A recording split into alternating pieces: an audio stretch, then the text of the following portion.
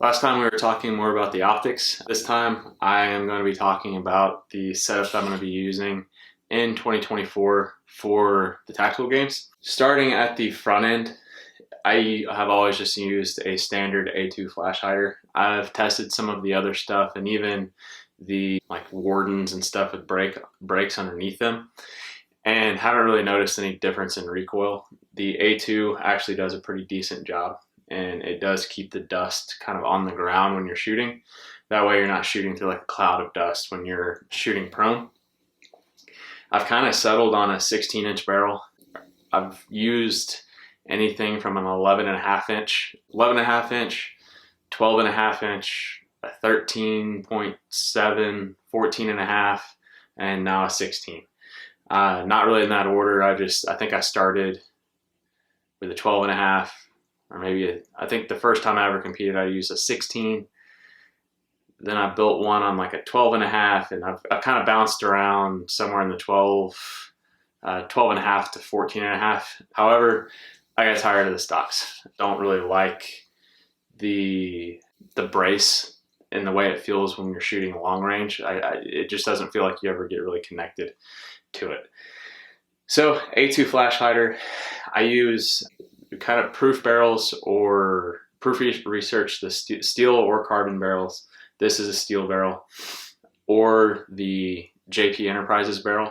The JP Enterprises barrel comes with a matched bolt, so you can take the bolt out of your BCG, put in the one that comes with your barrel from JP, and you'll have a matched bolt with your barrel. So when you're looking at the price is going to be a little bit higher for the JP, I believe.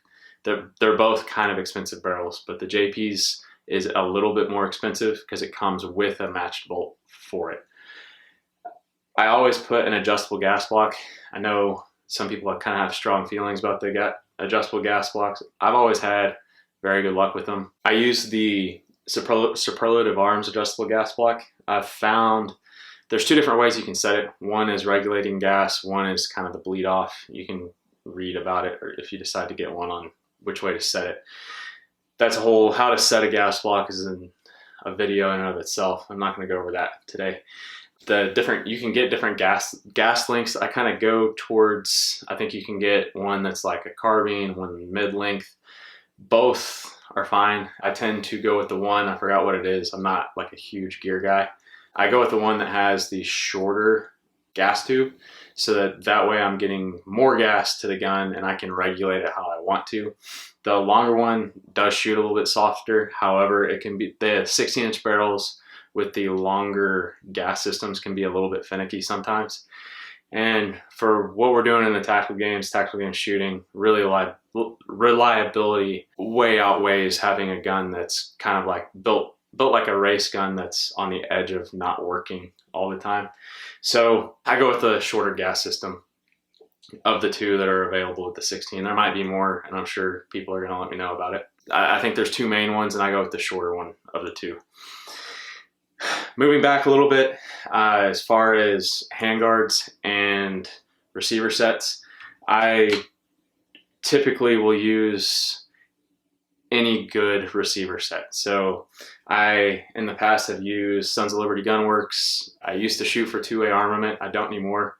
And they actually got bought by Nemo Arms.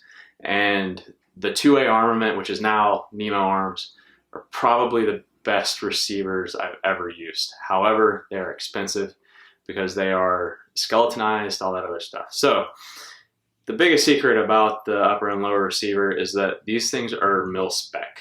So they're all the same. If you're getting it from a really good or reliable company that has good quality control checks, all the internal dimensions of these things are the same.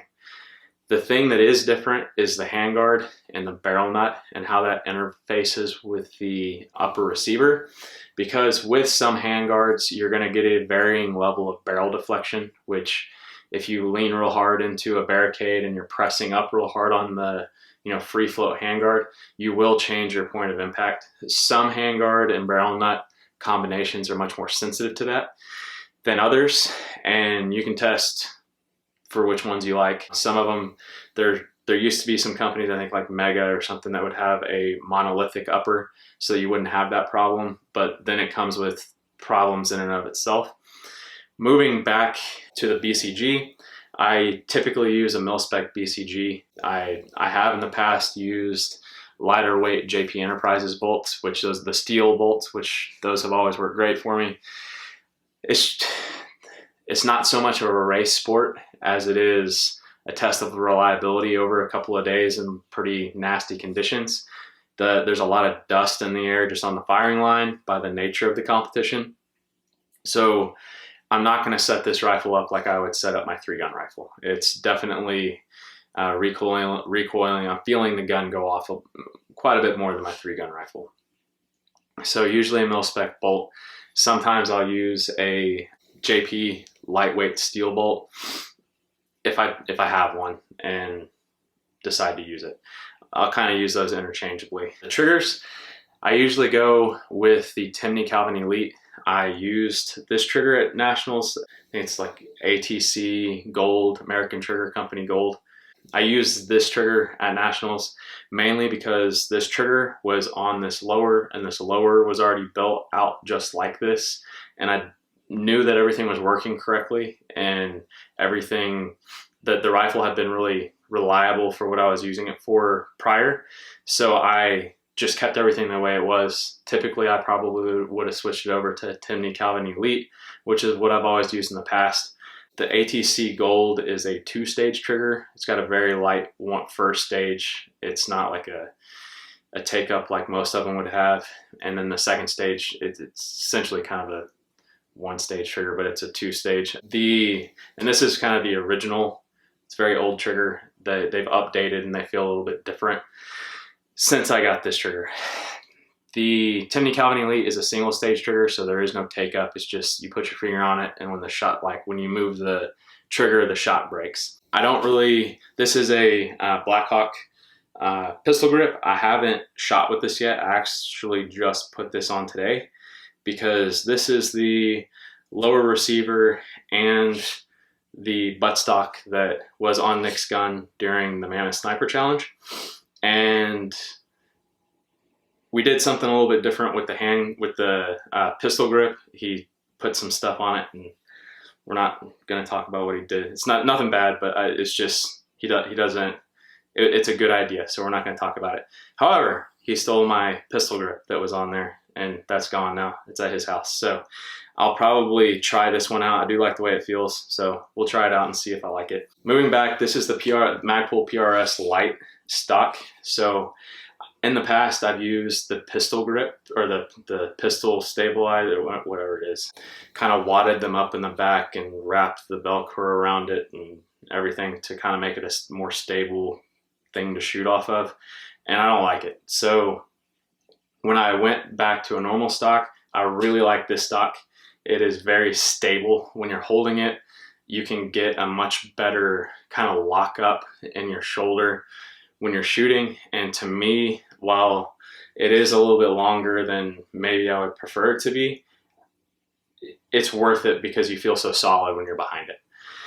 So I went with this instead. Then, like I mentioned in my previous video, the NX8 1-8 is here to stay.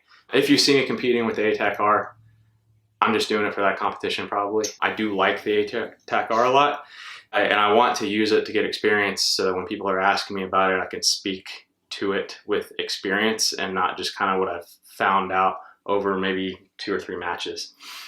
The mount, Nightforce mount, I always like to match up the mounts to the manufacturer.